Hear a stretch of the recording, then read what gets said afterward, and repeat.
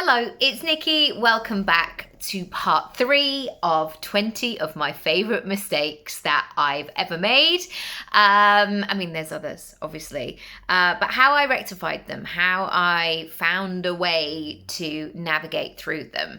I hope you're finding these episodes useful. If you are, do rate, review, subscribe, all of that good stuff. I'm really putting lots of focus into growing my channels at the moment. So my podcast, my YouTube channel. So if there's anything that you can do to spread the word, I would really appreciate it. Right, let's get into it. So the first thing that, so where were we up to yesterday? Okay. First and foremost, I want to talk about visibility. And this is really crucial no matter what personality you are. And I think there can be that temptation that we allow our limiting beliefs or our personality traits to stop our business from growing. And so things like being an introvert or fearing public speaking or being a bit uncomfortable about selling yourself on the internet, all of these things that hold us back. And for a long time, in terms of visibility, I did it when I became more visible, when I felt like it. When I'd had a good night's sleep, when I had hair and makeup, if I just had my hair cut, if the house was quiet, and I would put this sort of pressure on of sort of saying, right, okay, I've got to be ready for this hour of performance.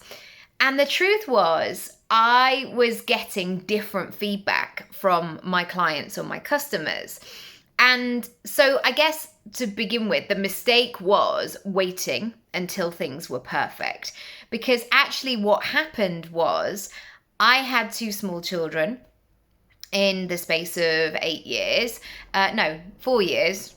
And they were awake a lot. And they had quite unpredictable schedules. You know, they were those kids who were like, sometimes I'll sleep for 3 hours, sometimes I'll sleep for 42 minutes and all of that.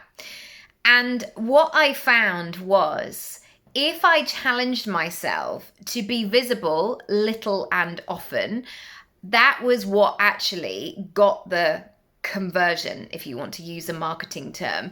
That was what made people go, do you know what? I'm going to buy something from her because they felt sorry for me. No, she's figuring it out as well. There was a relatability, there was a normality, there was a sense that I was showing up where I was up to, and so therefore other people could. So I did make a joke of the red table. I don't know if they're still doing it actually, but the Smith family, so Jada Pinkett Smith, they had this series where they would all come together and talk about various topics, and it was called the red table. And I made a joke one day that I didn't have the red table, but I had the red dressing gown.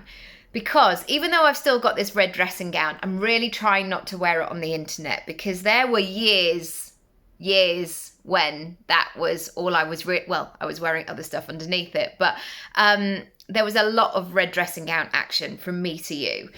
And that was mainly because I was sitting on my sofa feeding, or I'd been up all night, or I don't know, I was in this dressing gown a lot. But it was one of my, I guess, best outfits in terms of converting. So the lesson here basically is really do some work around what you're saying to yourself about your visibility. And next, then find a way that you can work with that.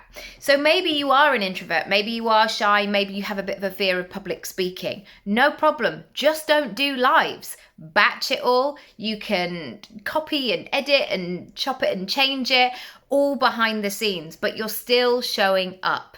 This is about working with your personality rather than against it. And again, if we wait until everything's perfect, it's probably not going to be. So make it work for you.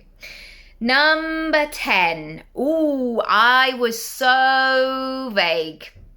The vaguest. I was almost like a chef who came over to your house and said, are you hungry? I can cook you anything, anything you want. What do you fancy? And I would be greeted if I did that probably with people going, I don't know. Like, can you just give us, maybe you could just give us 3 options and then we can pick from those. But when you are making your ideal client work hard, after a while, they're going to take a step back and go, why am I working so hard? It's their thing. They've got to be able to articulate what it is. Why am I doing all of this work? And this was the thing in terms of my coaching packages. I was really vague about what they were. And I was vague in the language that I use. So I spoke about being your most empowered version. And I didn't really know what that meant. I mean, it sounded good. Yes, I would like to be my most empowered version. But if you don't know what that looks and feels like, I, as the coach, need to do some more work around that so I can really help you in that way. These days, how I've turned it around, I know what I am and I know what I'm absolutely not. And although it would be interesting, I guess, to keep changing things up and keeping things really spontaneous and interesting and all of that sort of thing, it is almost a waste of my time because I don't have a huge team who are like, yes, Nikki, what do you need? Let's do this. Let's change it up. Generally, it's just me. And I'm really working towards my working hours being as such that I can do all the things that I want to do. So I have so many goals, and I know that I talk mainly about work goals here, but I have so many other goals and things that I want to do with the rest of my life. Like, there are so many things that I haven't done.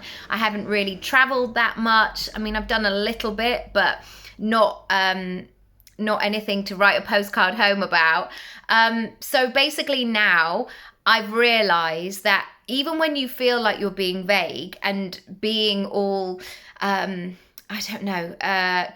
I guess, like, I don't mind, I can be really accommodating. That in itself takes up headspace and energy.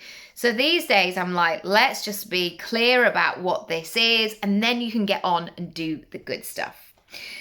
Number 11, I was really floaty. And this was something that I really had to rectify in lockdown, actually. So 2020 to 2021 was my best year in business ever. And that was mainly because I was working a lot. A lot of people needed what I was offering at the time. So a lot of pivoting, a lot of working out their online strategy, etc. And it got to the point where there was no space for floaty language. There was no give me a call or let me know. Let's email me and to find out more about a bespoke service. There were people who were saying, I need to work out how I'm going to feed my family and I need to get on with this and I need a plan and I need it now. And so that was a really good nudge to me to get rid of the floaty language. Why am I taking people on this magical mystery tour when actually they don't want the tour, they just want the thing? And so I'm very harsh with myself, not in a cruel way, but I'm very deliberate. Am I being clear? Have I said what I needed to? If I haven't, get on with it. Lose any of the stuff. People haven't got the time, the inclination, the attention to read it. And so if I connect with that end goal of helping people, I've got to do that across everything I do. Oh, number 12. Again, this was something that changed in lockdown. So when I qualified in 2013, very quickly, people begun to tap into that digital nomad situation. So lots of podcasts were coming out, lots of online courses, the digital world was emerging, this sense of working anywhere, working from your beach, traveling the world, going to retreats here, there, and everywhere to find yourself. But actually in 2013, I was looking at how I could make space for a family. And my current setup was not conducive to, or the best that I kind of wanted it to be in terms of flexibility. I was traveling a lot, I was working a lot of long hours, and I just basically needed to have a bit more of a say in terms of how I ran my week. So at that point in 2013, when people were kind of jetting off and having lovely times, I really felt like I was going down a sensible route. So I was really getting things in order, and I was creating space and closing things down and transitioning and doing a lot of logistical work, essentially. And it can be very easy to look at somebody else's version and therefore assume that you've done it wrong or you're not doing it well enough. But the truth was, when I went back to my original coaching notes of why I wanted to become a coach, is because I was 30 and Matt and I had had this conversation, probably led by me, that like babies we hoped were going to be in the decade of 30 to 40. And so therefore, I needed to make some changes. Therefore, if that was the goal, I needed to be working in my business. I needed to be at home in London. So when I got pregnant in January 2015, I was that person that as soon as I did that pregnancy test, I was like, from 6 weeks, basically, I was sick as a dog. 30 times a day. I was so poorly until about 16 weeks, I would say. And then I just, like, the sickness stopped, and then the sheer size of me took over.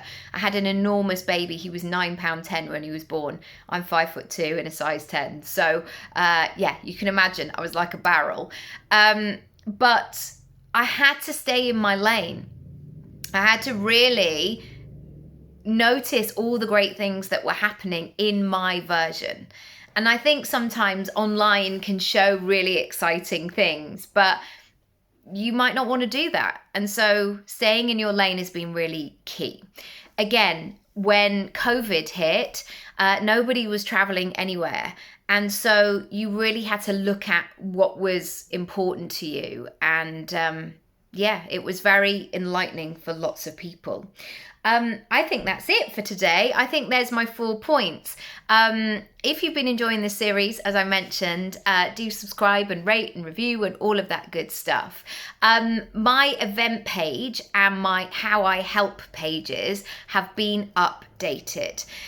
So first and foremost, if you want to go to the events page, there are a couple of events that I have launched and that are going to be going on in September. So if that's you, have a look and see what you think, and if it's something that you would like to be part of. And secondly, on the How I Help page on my website, it's just my Work With Me page essentially, you can look at the different topics that I can really support you with. And so if you're keen in September to say, I can't continue talking about this anymore and I need to do something, then come and play. I would absolutely love to help and support you. It doesn't matter if you're not in the UK, we can make it work, and we can get started. That's it for today. Thank you so much for watching, for listening. I'll see you in part 4. Bye.